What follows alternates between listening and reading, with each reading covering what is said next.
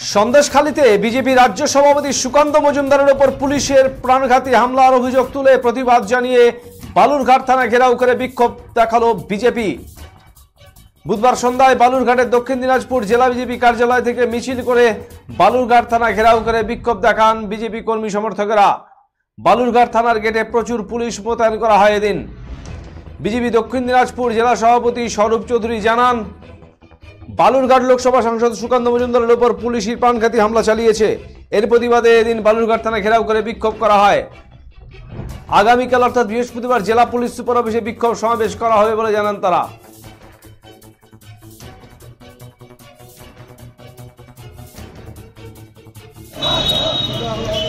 একটি দুর্ভাগ্যজনক ঘটনা ঘটেছে।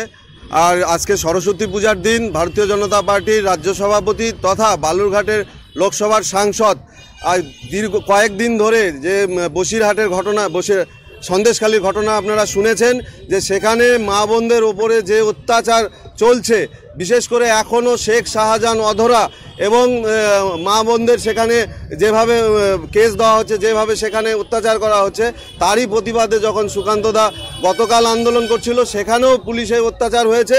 আজকে আর পুলিশের উপস্থিতিতে তার ওপর প্রাণঘাতী হামলা হয়েছে এবং সে তার জীবন সংকটে ছিল, তিনি হচ্ছে জ্ঞান হারান। এরই প্রতিবাদে আজকে আমরা ভারতীয় জনতা পার্টি বালুরঘাটে আর থানার সামনে আমরা বিক্ষোভ করছি। আমরা পুলিশ প্রশাসনকে হুঁশিয়ারি দিয়ে বলতে চাই, পুলিশ মন্ত্রীকে হুঁশিয়ারি দিয়ে বলতে চাই, ভারতীয় জনতা পার্টির আন্দোলন এইভাবে আপনারা থামাতে পারবেন না।